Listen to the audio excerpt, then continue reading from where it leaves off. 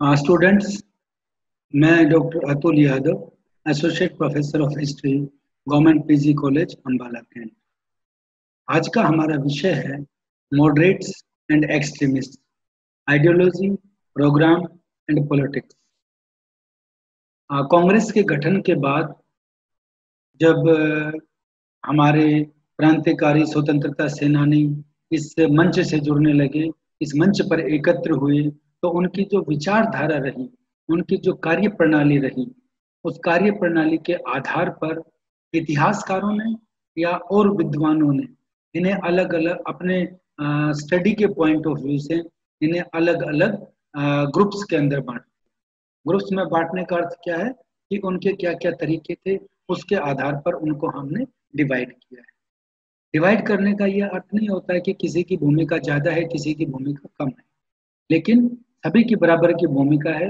लेकिन समय के साथ जैसे चीजें परिवर्तित होती जाती हैं, ऐसे ही भारत का स्वतंत्रता आंदोलन भी परिवर्तित होता गया था। और उस परिवर्तन के साथ जो स्टेप्स जरूरी थे, वही स्टेप्स यहाँ पे हम पढ़ेंगे कि कैसे उन स्टेप्स के कारण ही हम इन्हें दो भागों में बांटते हैं। एक मॉडरेट्स, जिनको आप हिंदी में उदारवादी कहते हो, और एक एक्सट्रीमिस्ट, जिन्हें आप उग्र राष्ट्रवादी कहते हो। उग्र राष्ट्रवादी और उदारवादी का क्या अर्थ है?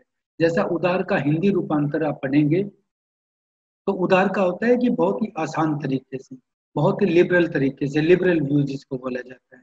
और एक्सट्रीमिस्ट थे, वो अपने कार्य के अंदर ज्यादा थे। तो जो उदारवादी हैं और जो उग्र राष्ट्रवादी हैं, उनका अलग अलग तरीका होता है काम करने का। तो यही कांग्रेस का संगठन था जिसके अंदर ये दो ग्रुप हो जाते हैं। तो इन्हीं ग्रुपों को हमने दो भागों में बांटा है। जैसे आप स्वतंत्रता आंदोलन को पढ़ेंगे तो उस स्वतंत्रता आंदोलन के दौरान भी आप देखेंगे कि जो महात्मा गांधी असहयोग आंदोलन चलाते हैं 1920 के अंदर, वही उनके आंदोलन और उनकी विचारधारा है, वो सभी ने अवज्ञा आंदोलन के समय बदल जाती है। और उन्हीं की विचारधारा फिर से जब आप देखते हैं तो वो भारत छोड़ो आंदोलन के दौरान बदल जाती है। तो महात्मा गांधी ने जो भारतीय जो स्वतंत्रता आंदोलन था, उसका नेतृत्व किया उन्होंने, तो वो अलग अलग समय पर समय के अनुसार, परिस्थितियों के अनुसार अपने को बदलते रहते। तो ये समय के अनुसार ही इनकी नीतियों में परिवर्तन आया, हमारे स्वतंत्रता सेनानियों की, और उनकी नीतियों में परिवर्तन के कारण ही हमने उन्हें उदारवादी और उग्र राष्ट्रवादी कह दिया। तो ये उदारवादी हम सबसे पहले पढ़ेंगे। तो मॉडरेट्स क्या होते हैं? इनको मॉडरेट बोला जाता है, इंग्लिश में मॉडरेट कहते हैं। कि moderate is an ideological category which designates a rejection of radical or extreme view. Moderates is an ideological category which designates a rejection of radical or extreme view. Radical और जो कठोर तरीका होता है उसको वो नहीं करते, especially in regard to politics and religion. A moderate is considered someone occupying any mainstream position, avoiding extreme view and major social change. यहाँ इसका हमने थीम दिया है विद्यार्थियों कि क्या है।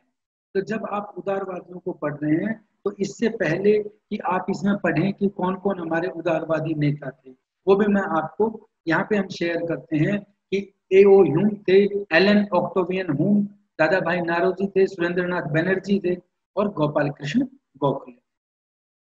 ये चार प्रमुख हमारे उदारवादी नेता थे। तो यहाँ पे आप देखेंगे कि ये उदारवादी क्यों थे। यहाँ आपके पास समय आना चाहिए, जब अपने को जब इतिहास पढ़ते हो तो आपके अंदर एक क्यों का प्रश्न आना चाहिए। उस क्यों का प्रश्न का उत्तर जब आप देखेंगे तो आप अपने आप को उस काल में लेके जाएंगे। तो जब जैसे आपने कांग्रेस के फॉर्मेशन की बात पढ़ी थी या उस घटनाक्रम को देखा था, तो उसी स्थान पर आप 1885 में अपने आप को ले जाइए और आप मॉडरेट्स की बात करेंगे। मॉडरेट्स में क्या व्यवस्था आती है? तो विद्यार्थियों, सबसे पहले आपने ये चीज देखनी है कि भारत के अंदर एक बहुत बड़ा जन आंदोलन हुआ था 1857 में। 1857 के आंदोलन को अंग्रेज ने जिस निर्दयता से दबाया था, तो उस निर्दयता के कारण बहुत से भारतीय लोग हैं वो उठ नहीं पाए। और अगर इतिहास को आप देखते हैं, आप खुद जब आर्काइव्स के अंदर जाके अभिलेखागार में पेपर्स देखेंगे या इतिहास को पढ़ेंगे तो आप देखेंगे 1857 ईस्वी के जन आंदोलन के बाद कोई भी बड़ा आंदोलन नहीं हुआ था, और 1920 के अंदर वो आंदोलन। गांधी जी ने वो आंदोलन किया था, और गांधी जी ने ही वो आंदोलन क्यों वापस ले लिया था, इसके लिए कई साइकोलॉजिकल और कई थ्योरीज हैं जो आपको हम अगले चैप्टरों में जो अध्याय आएंगे हमारे, तो उसमें हम देखेंगे। यहाँ पे चीज आती है कि वो जो शुरू के जो हमारे नेता थे कांग्रेस के, जिनमें ह्यूम थे, ये एक अंग्रेज अधिकारी थे, तो जिनमें दादा भाई नारोजी, बनर्जी साहब, सुरेंद्र बनर्जी, गोपाल कृष्ण गोखले को जब आप पढ़ते हैं तो वो इतने उदार क्यों। तो विद्यार्थियों, ये बात आप अपने जहन में डालें कि 1857 के बाद पहली बार कोई इतना बड़ा संगठन है वो मंच पर आया था, या एक भारतीयों को इतना बड़ा मंच मिला था जहां से वो एकता की बात कर सकते थे, आपस में जुड़ सकते थे। और दूसरी बात, जब वो आंदोलन आरंभ में बने रहा है, उसके साथ सारे लोग नहीं जुड़े हैं, केवल 72 लोग थे, जो आपको पिछले अध्याय में बताया था। उन 72 लोगों ने ये चीजें आगे बढ़ाई थी। तो जो आंदोलन जब भी अपने शैशव काल में है, शुरुआत में है, तो वो आंदोलन इतना उग्र नहीं हो सकता। नंबर 2 बात है, इसमें क्या करेंगे कि केवल 72 लोग जुड़े थे, और इनमें कौन कौन से लोग थे मैं आगे आपको डिटेल दूंगा इसके अंदर, कि अर्बन लोग थे, वो कैसे कैसे अर्बन लोग थे, क्यों आए थे। तो इसके अंदर जो लोग शामिल हुए थे वो शहरी लोग थे। तो गांव तक, जब भारत गांव में बसता है, आज भी हमारी पॉपुलेशन गांव में है, तो वो लोग जो गांव के अंदर साधारण जनता, वो इसके साथ नहीं जुड़ पाया। तीसरी चीज जब हम बात करें, तो हमारे लीडर थे वो इतना प्रोमिनेंट नहीं हुए थे, वो भी अंग्रेज से केवल निवेदन के तौर पे अपनी चीजें ले रहे थे, क्योंकि ये संगठन उस समय खड़ा हो रहा है, तो वो अंग्रेज से उदार तरीके से चीजें ले रहे हैं। उन्होंने अपना ज्ञापन दे दिया, एक मेमोरेंडम लेके पहुंच गए, उन्होंने डिमांड कर ली, वो उनसे मिल लिए, उन्होंने कानून की बात कर ली, उन्होंने संविधान की बात कर ली। तो उस तरीके से वो एक लिबरल तरीके से जैसे लड़ाई लड़ी जाती है, वो लड़ी, और भारतीयों में एक एकता की भावना पैदा करी, एक राष्ट्रीयता की भावना पैदा करी, आपस में जोड़ की भावना पैदा करी। इसलिए इनका जो तरीका था वो लिबरल तरीका था, वो उदार तरीका था, जिस वजह से वो आगे चलने लग रहे थे। तो हम ये चीज अपने माइंड में लेके चलेंगे कि उस समय में सरकमस्टांसिस क्या थे, तब हम आगे बढ़ सकते हैं। अदरवाइज हमारे जो इंडियन नेशनल कांग्रेस बनी थी, और वो मंच जिसे हम लंबी लड़ाई के लिए तैयार कर रहे थे, इन्हीं उदारवादियों ने उसे लंबी लड़ाई के लिए तैयार किया। अदरवाइज ये मंच अगर समाप्त हो जाता, तो ना तो हमारे उग्र राष्ट्रवादी आते, और ना ही हम आंदोलनों के इतने बड़े लेवल पर पहुंचते। तो इसके अंदर जो उदारवादियों का योगदान है वो हम नहीं भुला सकते हैं, क्योंकि ये बहुत बड़ा मूवमेंट चलता है। यहाँ पे चीज आती है, जो मॉडरेट थे उनकी आइडियोलॉजी क्या थी, उनके प्रिंसिपल्स क्या थे। तो जो मैंने आपको बातें बताई, जो सरकमस्टांसेस आपको बताए कि वो शुरुआत हो रही थी, भारत कितना पिछड़ा हुआ था, वो चीजें आती हैं। तो यहाँ पे देखिए, वो अंग्रेजों से कोई बड़ा झगड़ा नहीं मोल लेना चाहते थे, इसलिए क्या चीज आती है, सबसे पहले loyalty of the British crown. वो अंग्रेज राज के लॉयल बन के रह रहे थे, उनके पक्षधर बन के रह रहे थे। दूसरा, faith in sense of justice of the British. वो अंग्रेज के जस्टिस के अंदर, अंग्रेज के न्याय के अंदर, अंग्रेज की कार्य प्रणाली के अंदर, अंग्रेज के पक्ष में खड़े थे, वो अंग्रेज के विरोध में नहीं जा रहे थे। तीसरा था फेथ इन ब्रिटिश इंस्टीट्यूशंस। चाहे उन्होंने कोई भी संस्था खोली थी, चाहे उन्होंने कार्यालय खोले थे, चाहे उन्होंने स्कूल विद्यालय कोई भी चीजें आगे बढ़ा रहे थे, उसके अंदर वो अपना फेथ व्यक्त कर रहे थे, वो उसको मान रहे थे। थर्ड उनका आता है faith in keeping relations with the Britain. जब वो ब्रिटेन के साथ अपने रिलेशन रखने में ही भला समझ रहे थे कि हम इनके साथ जुड़ के कुछ ना कुछ प्राप्त कर सकते हैं, लेकिन इनका विरोध करके हमें कुछ नहीं मिल पाएगा, वो चीज हम इसके अंदर पढ़ रहे हैं। तो ये उनकी विचारधारा में, उनके प्रिंसिपल्स में, उनके आइडियोलॉजी में आ रहा है। और फेथ इन ग्रेजुअल रिफॉर्म्स, वो ग्रेजुअल रिफॉर्म्स को चाहते थे। जब आप एक्सट्रीमिस्ट पढ़ेंगे, तो एक्सट्रीमिस्ट ग्रेजुअल रिफॉर्म नहीं चाह रहे हैं, वो ग्रेजुअल रिफॉर्म धीरे धीरे, एक स्टेप के बाद दूसरा स्टेप के बाद तीसरा स्टेप, धीरे धीरे उसके अंदर रिफॉर्म चाह रहे थे। जबकि जो हमारे एक्सट्रीमिस्ट थे वो तुरंत एक निर्णय पे चाहते थे और तुरंत निर्णय लेना चाहते थे। वो चीजें इसके अंदर आ रही हैं, तो हम इसको अपने चीज को ध्यान में रख के तब पढ़ेंगे। फिर आता है कि मॉडरेट्स के मेथड्स क्या थे, वो क्या तरीके अपनाते थे। जैसे मैंने आपको प्रिंसिपल्स बताए, ऐसे ही उनके तरीके थे कि मीटिंग, वो होल्ड कर मीटिंग, कोई मीटिंग आयोजित कर ली और उसके अंदर प्रस्ताव पास कर दिए, प्रस्ताव पास करके उसके प्रति अधिकारी को दे दी। Presentation of petitions and memorandums, जैसे मैं पहले आपको बताया था कि मेमोरेंडम दे दिए, प्रेजेंटेशन दे दी, उनसे मिल लिए, एक उनका शिष्टमंडल है वो लोगों से, वो अधिकारियों से मिलने के लिए चला गया, ये चीजें कर रहे थे। यूज ऑफ प्रेस, अपनी बात को प्रेस के माध्यम से कर रहे थे, लेकिन उग्र तरीका वो नहीं अपना रहे थे। लॉयल कोऑपरेशन चाहते थे वो अंग्रेज का, उनके साथ रह के, उनके स्वामी भक्ति में रह के, और तब उनका कोऑपरेशन चाह रहे थे। और फिर use of legislative councils as platform, वो अपने प्लेटफॉर्म के लिए लेजिस्लेटिव काउंसिल्स को भी चाह रहे थे। लेजिस्लेटिव क्या काउंसिल्स कौन सी थी?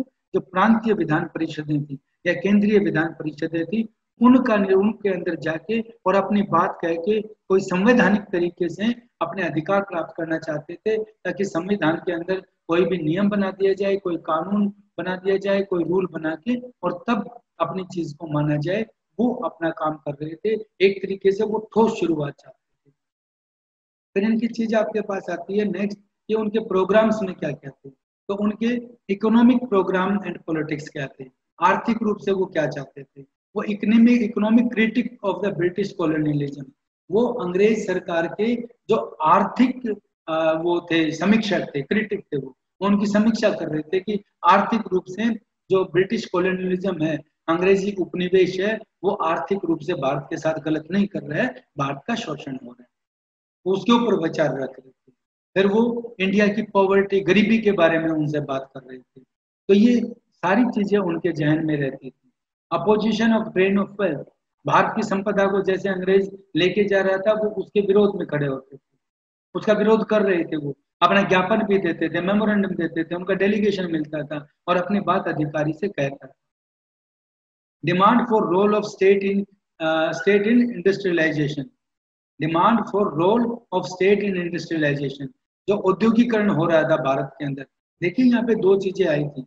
आपने इससे पहले पढ़ा होगा कि अंग्रेज ने अपनी जो भू राजस्व नीतियां थी, जिसके अंदर आपने स्थायी बंदोबस्त, रैयतवाड़ी और महलवाड़ी प्रथा की थी, उसके अंदर उन्होंने एग्रीकल्चर को, जब स्थायी बंदोबस्त था उसके अंदर एग्रीकल्चर को बहुत ज्यादा इकोनॉमिक प्रॉफिट की बात कर दी थी, क्योंकि 10 साल के लिए वो समझौता किया था, और उस समझौते में जिस लैंड के ऊपर समझौता हुआ था केवल उसी से कर लिया जाता था, और उसके अतिरिक्त अगर कोई किसान अपनी जगह बनाता है कृषि योग, तो उसके ऊपर कर नहीं होता था। तो जितने भी अर्बन लोग थे, जो अर्बन रिच लोग थे, जो अमीर थे, जिनके पास पैसा था, वो लोग शहर के अंदर अपनी इंडस्ट्री बनाना चाह रहे थे, उन्होंने भी अपने इरादे छोड़ के और वो सारे एग्रीकल्चर की तरफ चले गए, ताकि इजी तरीके से धन कमाया जा सके। तो इस कारण से अंग्रेज अपनी नीतियों से एक चीज के पक्ष में खड़ा हो गया, एक चीज उसके समर्थन में आ गई कि इंडस्ट्रियलाइजेशन हुआ और इंडस्ट्री के ऊपर अंग्रेज का ही अधिकार हुआ। तो ये जो हमारे उदारवादी लोग थे, ये कह रहे थे कि जो इंडस्ट्रियलाइजेशन हो रहा है उसके अंदर भारत का भी योगदान हो, और स्टेट का जो कंट्रीब्यूशन है, स्टेट के लोगों को भी उसके अंदर शामिल किया जाए। Demand relating to the agriculture and peasants, जो एग्रीकल्चर है और पीजेंट है, किसान है और उसकी कृषि है, उसके ऊपर भी जो जुड़ी हुई बातें हैं, चाहे वो उसके ऊपर भू कर ले रहा है, चाहे उसके ऊपर सुविधाएं देने की बात है, कैनाल की बात है, इरिगेशन की बात है, वो सारे की सारी डिमांड भी वो अपने तरीके में रख रहे थे। और अपोजिशन ऑफ फिजिकल पॉलिसी, जो उनकी फिजिकल पॉलिसी थी, उसका भी वो विरोध कर रहे थे। फिर इसी में आता है वो आर्थिक उसके प्रोग्राम थे। अब आर्थिक के साथ साथ जब आप दूसरी चीज देखेंगे तो उनके राजनीतिक और प्रशासनिक तरीके भी आते हैं। अब प्रशासनिक और राजनीतिक जो डिमांड्स थी, उनके अंदर आता है कॉन्स्टिट्यूशनल रिफॉर्म्स करते हैं। उस कॉन्स्टिट्यूशनल रिफॉर्म्स के अंदर संवैधानिक सुधार की बात कर रहे हैं। इंडियनाइजेशन ऑफ सर्विसेज, जो नौकरियां हैं उनमें भारतीयों को आगे लेने की बात करते हैं कि अंग्रेज अधिकारी उतने नहीं होने चाहिए, भारतीय हों। डिमांड फॉर जुडिशियल रिफॉर्म्स, जो संवैधानिक सुधार की बात करते हैं वो। Demand for protection of civil rights, जो मानव अधिकार हैं, जो सामाजिक उनके राइट्स हैं, उनकी डिमांड करते हैं। और अपने राज्य की बात करते हैं वो, कि सेल्फ रूल होना चाहिए, दूसरा रूल, विदेशी रूल नहीं होना चाहिए। अर्थात जो बात स्वामी दयानंद ने की थी स्वराज की बात, उस बात को ये लोग भी अपने उठाते हैं। यहाँ पे विद्यार्थियों मैं बताना चाहूंगा कि मॉडरेट्स का सोशल बेस क्या था। सोशल बेस अर्थात वो इतना बड़े निर्णय क्यों नहीं ले पाए, क्योंकि ये संगठन बना था उस समय में, तो इतना बड़ा आंदोलन ये नहीं कर सकते थे। तो उसके अंदर जब आप देखते हैं तो यहाँ पे सोशल बेस के अंदर चीज आती है कि इसके जो मेंबर्स थे, या इसकी जो मेंबरशिप थी, या ये लोग थे जो मॉडरेट थे, ये केवल अर्बन एजुकेटेड प्रोफेशनल क्लासेस तक जुड़े हुए थे। इनके अंदर ग्रामीण लोग या युवा शक्ति नहीं आई थी। तो इसके अंदर मैंने दिखाने का प्रयास किया है। आप देखेंगे कि ये कैटेगरी के अनुसार चीजें आ रही हैं। 1885 में इसके 72 केवल सदस्य थे टोटल मेंबर, और 72 में से और 1886, 1887, 1888 ये 4 साल का मैंने आंकड़ा रखा है। इस आंकड़े के अंदर आप देखेंगे कि इनकी संख्या जो पहले 72 थी वही 431 हो जाती है, 607 हो जाती है और 1248 हो जाती है। और उनके अंदर कौन कौन लोग थे? अब ये 72 लोग थे, उनके अंदर एडवोकेट्स थे 39 और 14 जर्नलिस्ट थे और 1 डॉक्टर थे। तो ये अब 40-54 लोग तो ये थे जो अर्बन थे, 54 के अलावा और थोड़े से लोग थे जो इसमें शामिल हो रहे थे। इसी तरीके से आप 1886 में देखेंगे तो एडवोकेट, जर्नलिस्ट और डॉक्टर वही हैं और उन्हीं की संख्या ज्यादा बढ़ रही है। इसका क्या नतीजा आता है सामने? इसके आपके सामने रिजल्ट्स क्या आते हैं? तो विद्यार्थियों, ये जो मॉडरेट थे ये केवल हमारे शहरी क्षेत्र तक ही सीमित थे, इनका बेस गांव तक या पब्लिक तक, जनसाधारण तक नहीं बन पाया। रोल ऑफ मासेस, मास का रोल नहीं हुआ था इसके अंदर। मास होता है जन समर्थन, ज्यादा लोग, वो नहीं हुआ था। Issues relating to common man whereas, यहाँ पे जो आम आदमी से जुड़े हुए इश्यूज थे वो इन्होंने रेज किए थे। फिर इनका attitude of the government, government के पास इनके जो एटीट्यूड था, पॉलिसी ऑफ न्यूट्रलिटी, वो न्यूट्रलिटी की पॉलिसी अपनाई। Criticism of moderates by government, moderates जो थे उनकी निंदा करते थे। उनकी पॉलिसी थी डिवाइड एंड रूल, उसको बढ़ा रहे थे। और इसी तरीके से वो रिफॉर्म्स और रिप्रेशन जो था, policy of reforms and repression, उसको आगे कर रहे थे अपनी चीजें। इसी तरीके से जब हम इनका एवेल्युएशन करते हैं मॉडरेट्स का, जो हमारे उदारवादी हैं, इनका जब हम एवेल्युएशन करते हैं तो इनकी एवेल्युएशन में भी चीज एक और आती है कि इसमें वीकनेस एंड शॉर्टकमिंग्स हैं। क्या वीकनेसेस हैं और उसकी शॉर्टकमिंग्स हैं? तो too much faith in British rule, वो अंग्रेज सत्ता में बहुत ज्यादा विश्वास कर रहे हैं। ऑर्डिनरी डिमांड्स भी उनकी पूरी नहीं होती थी। Moderates were the man of idea and not man of action, वो केवल विचारों की बात करते थे, आगे एक्शन की बात नहीं करते थे। वो मासिस के रोल में वो भूमिका नहीं करते थे कि ज्यादा से ज्यादा लोग इकट्ठे हों, और नो चेंज इन मेथोडोलॉजी, अपने तरीके में वो बदलाव भी नहीं चाहते थे। इसी प्रकार 1892 का जो एक्ट आया था वो उनके अपने प्रयास को माना जा रहा था कि उन्होंने 1892 का एक्ट लागू करवाया। प्रमोशन ऑफ नेशनल यूनिटी, ये उनका कंट्रीब्यूशन है। राष्ट्रीय एकता को बढ़ावा दिया उन्होंने, राजनीतिक शिक्षा को आगे बढ़ाया। आइडियोलॉजिकल, भारत के राष्ट्रीय जो आंदोलन था उसके लिए एक आइडियोलॉजिकल, एक वैचारिक फ्रेमवर्क तैयार किया। And formed public opinion in England, यहाँ तक भारत नहीं अभी तो इंग्लैंड में भी उन्होंने भारत के प्रति एक पब्लिक ओपिनियन खड़ी की। तो ये हम मॉडरेट्स के बारे में बात करते हैं, इतना उनका योगदान और ये चीजें हैं पृष्ठभूमि में ध्यान में रखते हैं। इसी तरीके से जब आगे आप पढ़ेंगे एक्सट्रीमिस्ट, जो उग्र राष्ट्रवादी थे, तो वो क्यों हुए थे? वो इनकी जो कार्य प्रणाली थी वो लंबे समय तक चली थी, तो उसी के विरोध में एक्सट्रीमिस्ट आए थे। हम इसी के साथ जोड़ के एक्सट्रीमिस्ट को पढ़ते हैं, क्योंकि उदारवादी जो मॉडरेट्स एंड एक्सट्रीमिस्ट दोनों एक दूसरे के साथ जुड़े हुए हैं। दो अलग चैप्टर में पढ़ने से ये बातें पूरी क्लियर नहीं हो पाएंगी। तो जब एक्सट्रीमिस्ट को पढ़ते हैं तो ये एक्सट्रीमिस्ट का थीम है कि the early nationalist failed to attain their objective, जो शुरू में जो नेशनलिस्ट थे, जो उदारवादी थे, वो अपना लक्ष्य हासिल नहीं कर सके। Giving rise to another group of leaders known as assertive और एक्सट्रीमिस्ट, वो नहीं कर सके। इसी वजह से जो उग्र राष्ट्रवादी या असर्टिव आए, जो बड़े राष्ट्रवादी बन रहे थे। The most prominent leaders of the assertive nationalist were, तीन चीजें आती हैं, बाल, पाल और लाल, जिनमें के नाम थे बाल गंगाधर तिलक, लाला लाजपत राय और Bipin Chandra Pal, who are known collectively as लाल, बाल एंड पाल ट्रायो। ये तिकड़ी थी, इन्होंने ही जो उग्र राष्ट्रवादी आंदोलन था उसको आगे बढ़ाया। उग्र राष्ट्रवादी क्या था विद्यार्थियों? ये कांग्रेस के अंदर ही एक ग्रुप था जो अमर्ज हो रहा था, जो बदलते हुए परिवेश के साथ अपनी डिमांड रख रहा था और अपनी डिमांड को पूरी करवाना चाह रहा था। इसके कॉजेज क्या आते हैं? जब इसके कॉजेज को हम पढ़ते हैं तो उसमें आता है failure of the moderates, moderates की असफलता। 1892 का जो एक्ट पास हुआ था उससे ये संतुष्ट नहीं थे। Recognition of the true nature of British rule, ये ब्रिटिश रूल का जो सच्चाई है, जो ब्रिटिश रूल के जो ट्रू नेचर है उसको लोगों को बता रहे थे, कैसे वो लोगों का सप्रेशन और अत्याचार करने हैं। इकोनॉमिक डिसकंटेंट, आर्थिक रूप से कितना उत्पीड़न हो रहा है और भारत को लॉस हो रहा है। और फिर फेमिन एंड प्लेग की बात आती है कि अकाल और जो प्लेग की बीमारियां फैली थी। 1876 से लेकर 1900 तक भारत में 18 अकाल पड़े थे और उसके साथ साथ प्लेग भी फैली थी। सबसे पहले 1896-97 और 1898-90 के जो फेमिन थे वो बहुत ही खतरनाक थे, फ्राइटफुल थे। इसके अंदर 2 करोड़ के करीब लोगों की डेथ हुई थी और इतने उनके डोमेस्टिक एनिमल्स थे वो मारे गए थे।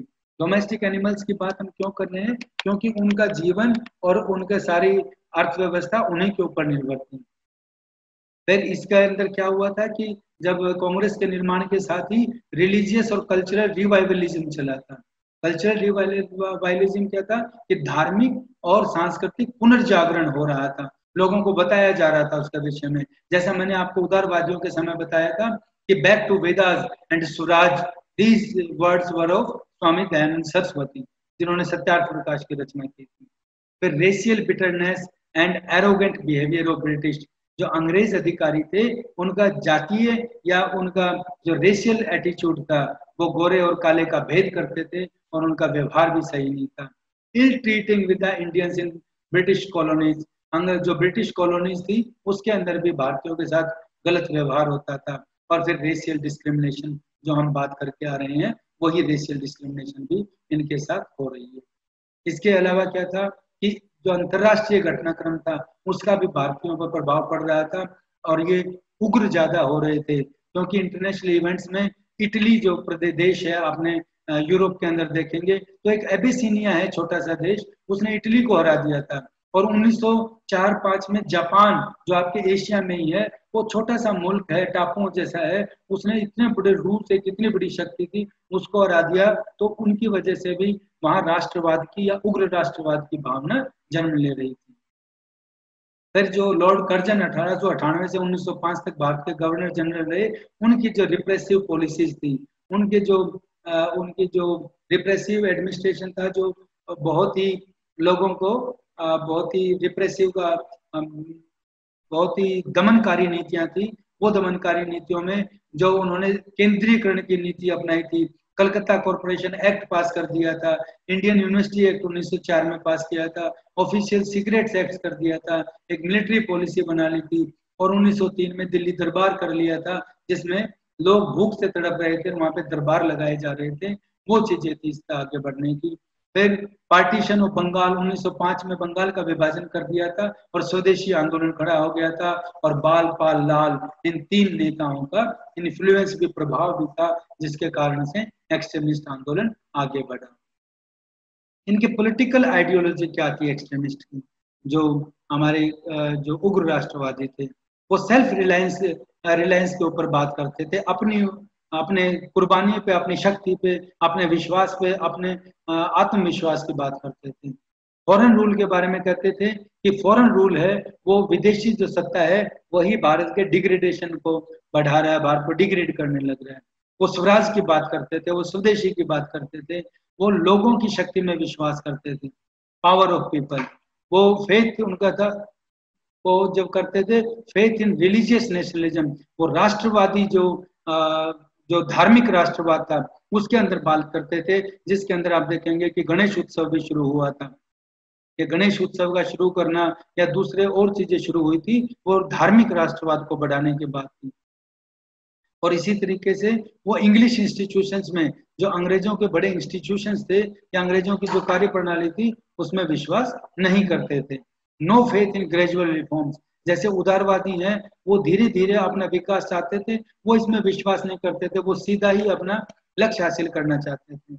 उनका एम जो था वो पूर्ण स्वराज की बात करते थे, कंप्लीट इंडिपेंडेंस की बात करते थे। वो फेथ इन एक्सट्रीमिस्ट मेथड्स, वो उदारवादी तरीकों में, ज्ञापन देने में, मिलने में, प्रस्ताव पास करने में, इनमें विश्वास नहीं करते थे, डायरेक्ट एक्शन की बात करते थे। तो ये उनकी पॉलिटिकल आइडियोलॉजी थी जिसके विषय में हम बात कर रहे हैं। ऐसे ही उनके जो और मेथड्स थे वो थे कि नो फेथ इन मेथड्स, जो मॉडरेट्स के मेथड में वो विश्वास नहीं करते थे, वो बाइकट, बहिष्कार में बात करते थे, पैसिव रेजिस्टेंस की बात करते थे, वो स्वदेशी की बात मैंने बताई है आपको, राष्ट्रीय शिक्षा की बात करते थे, use of religious sentiments and symbols, Bharat में जो धार्मिक जो सेंटिमेंट्स है और धार्मिक जो सिंबल हैं उनकी बात करते थे। उदाहरण के तौर पर जब इकट्ठे होते थे तो जैसे वो नारे लगाने की बात हो या धर्म की जो जुड़ी हुई चीजें हैं उनमें धार्मिकता को लाके और तब राष्ट्रवाद को आगे बढ़ाने की बात करते थे। और सबसे बड़ी चीज थी वो असहयोग की बात करते थे, नॉन कोऑपरेशन की बात करते थे। और जैसे एक्सट्रीमिस्ट थे इनकी जब कार्य प्रणाली बढ़ती है तो ये उदारवादियों से अलग होते चले जाते हैं। इनके 3 सेशन थे कांग्रेस के, जिनमें वाराणसी का सेशन था 1905 का, 1906 में कलकत्ता का सेशन था और 1907 में सूरत का सेशन था, जहां सूरत के सेशन में कांग्रेस खुद ही दो फाड़ हो जाती है, एक उग्र राष्ट्रवादी बन जाते हैं और एक उदार राष्ट्रवादी बन जाते हैं। यहाँ विद्यार्थियों आपको एक बात ध्यान रखने की है कि ये जो विचारधारा में बदलाव हो रहा था, इसी विचारधारा के बदलाव को अंग्रेज भी कैश करना चाहता था और उन्होंने इसी चीज को आधार बना के कि उदारवादियों ने जो डिमांड की थी उसी को डिमांड को आगे बढ़ाते हुए 1909 के संवैधानिक सुधार किए थे, जिनको आप मिंटो मार्ले सुधार पढ़ते हो। वो जो मिंटो मार्ले सुधार थे उसके अंदर उन्होंने सांप्रदायिकता को भी ला दिया था, क्योंकि 1906 में जब लीग की स्थापना होती है तो वो मुसलमानों और हिंदू को और यहाँ पे कांग्रेस के अंदर एक्सट्रीमिस्ट को और मॉडरेट्स को, उदारवादियों को, उग्र राष्ट्रवादियों को बांट के और उनकी कुछ बातें मांग के और उनको डिवाइड करके डिवाइड एंड रूल की पॉलिसी लगा के तब राज करना चाहते थे। वो चीजें यहाँ पे आती हैं। फिर कंट्रीब्यूशन क्या होता है एक्सट्रीमिस्ट का, उसमें made national movement struggle oriented, जो राष्ट्रीय आंदोलन था उसको स्ट्रगल ओरिएंटेड बना दिया कि संघर्ष करने के बनाया।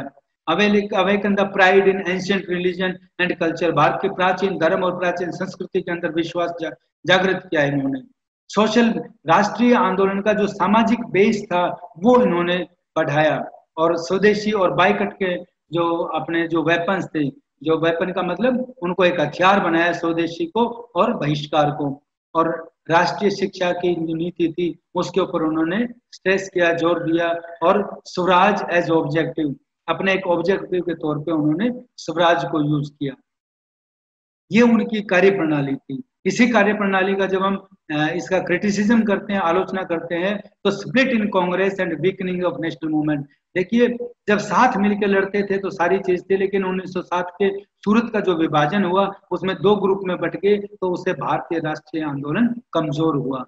Government succeeded in the policy of suppression, government अपने जो सप्रेशन की जो नीति थी, जो दबाव की नीति थी, उसको बढ़ाने में सफल हो गई। Unable to create a mass movement, ये एक बहुत बड़ा मास मूवमेंट, एक जन आंदोलन नहीं खड़ा कर पाए थे और इससे कम्युनलिज्म को और बढ़ावा मिला था। फिर आता है हमारे पास anti partition movement of Bengal और स्वदेशी एंड बाइकट मूवमेंट। ये जो हमारे एक्सट्रीमिस्ट थे इनके आंदोलन क्या क्या थे, तो इन्होंने partition of Bengal, motive of British, जो ब्रिटिश का जो मोटिव था वो बंगाल का विभाजन था, वो कर दिया उन्होंने। और उसके बाद एंटी पार्टी एजिटेशन, ये 2 चीजें थी, ये बहुत बड़ी मेन थी जो हमारे एक्सट्रीमिस्ट ने इन मुद्दों को आगे उठाया था और इनके ऊपर बहुत ज्यादा प्रदर्शन किए थे। और उनका सबसे दूसरी चीज आती है स्वदेशी एंड बाइकट मूवमेंट। ये 2 चीजें हैं जो विद्यार्थियों आप देख सकते हो। पहले था उनका एम ऑफ द मूवमेंट, उनके मूवमेंट का एम क्या था, वो विदेशियों की जो विदेशी चीजें थी उनका बहिष्कार करना चाहते थे and use of home made goods, जो अपने घर में बनी हुई चीजें थी उसको प्रयोग करना चाहते थे। Beginning of the movement in Mufsil towns, और दूसरे शहरों में भी ये आंदोलन लेके गए, जो दूर दराज में शहर थे वहां भी इन्होंने इस आंदोलन को आगे बढ़ाया। बाइकट रेजोल्यूशंस इन कलकत्ता मीटिंग, कलकत्ता के मीटिंग में बहिष्कार का प्रस्ताव पास किए। जो 16 अक्टूबर को जो जनरल स्ट्राइक और उसकी मीटिंग्स की 1905 बंगाल विभाजन की, उसका विरोध किया। स्टूडेंट्स को और जो दूसरे श्रेणियां थी उनको इस आंदोलन में शामिल करने का इन्हें योगदान जाता है, यही विद्यार्थियों तक इस आंदोलन को लेके गए। और peaceful picketing before shop selling foreign goods, जो दुकानें विदेशी सामान बेच रही थी वहां पे इन्होंने धरने दिए और उनका विरोध किया और वहां पे प्रदर्शन किया। और अंत में आप पढ़ेंगे spread of the movement to other provinces, केवल बंगाल में नहीं, इन्होंने पंजाब हो, बंबई हो, महाराष्ट्र हो, दिल्ली हो, पंजाब हो, इन दूसरे क्षेत्रों के अंदर भी इस मूवमेंट को आगे बढ़ाया। फिर इसका सिग्निफिकेंस और इसका इम्पैक्ट क्या आता है, इसकी महत्ता क्या है और इसके प्रभाव क्या पड़ते हैं, तो हम देखेंगे development of indigenous industries. Indigenous होता है जो हमारी स्थानीय चीजें होती हैं, देशीय चीजें होती हैं। तो हमारे यहाँ पे देशीय इंडस्ट्रियाँ खुली, जो इंडिजीनियस इंडस्ट्रीज थी, जो सामान की चीजें थी बनाने की, वो उद्योग स्थापित हुए। Immense decrease in the import of foreign goods, विदेशी जो माल आयात होता था उसके अंदर बहुत कमी हुई। इम्पेचुअस टू नेशनल एजुकेशन, राष्ट्रीय जो शिक्षा थी उसको बहुत बढ़ावा मिला। डेवलपमेंट ऑफ नेशनल लिटरेचर, जो राष्ट्रीय साहित्य था उसका भी विकास हुआ। और contribution of students in the national movement, विद्यार्थी राष्ट्रीय आंदोलन के पक्ष में खड़े हुए। और change in the nature of movement, इन्होंने जो राष्ट्रीय आंदोलन का जो प्रकृति थी, जो स्वरूप था, वो उदारवादी स्वरूप था, इन्होंने उसे एक क्रांतिकारी स्वरूप के अंदर लाए, एक एक्सट्रीमिस्ट, एक उग्र राष्ट्रवादी आंदोलन के तौर पर लाए। और यहीं पे विद्यार्थियों आप देखेंगे कि जो कांग्रेस का निर्माण हुआ था 85 में, और उसके बाद उदारवादी विचारधारा आगे बढ़ी थी, और उस उदारवादी विचारधारा के बाद उग्र राष्ट्रवादी विचारधारा आई थी। इन्हीं कार्य प्रणालियों के कारण जो उदारवादी नहीं कर पाए थे, तो उनको बदलते हुए तरीके के साथ उग्र राष्ट्रवादी लेके आए थे। और अगले अध्याय में आप इसी पढ़ेंगे कि जो उग्र राष्ट्रवादी जिन बातों को नहीं कर पाए, उनको जो हमारे क्रांतिकारी आंदोलनकारी आए, जिनको हम क्रांतिकारी कहेंगे, वो भी समय के अनुसार जो चीजें बदल रही थी उसके अनुसार आगे बढ़े थे। और वो भी उनके अनुसार जब अपनी बातें रख रहे थे, तो वो भी उग्र राष्ट्रवादियों के जो विचारधारा थी, जो कार्य प्रणाली थी, उसमें विश्वास व्यक्त नहीं कर रहे थे, और वो क्रांतिकारी तरीके से बदलाव लाना चाहते थे।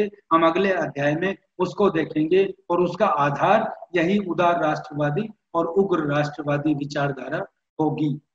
ये अध्याय आपका यही समाप्त होता है, और ये जो समाप्त हो रहा है अध्याय, ये क्रांतिकारी आंदोलन की पृष्ठभूमि बनेगा, जिसको आप अगले अध्याय में पढ़ेंगे।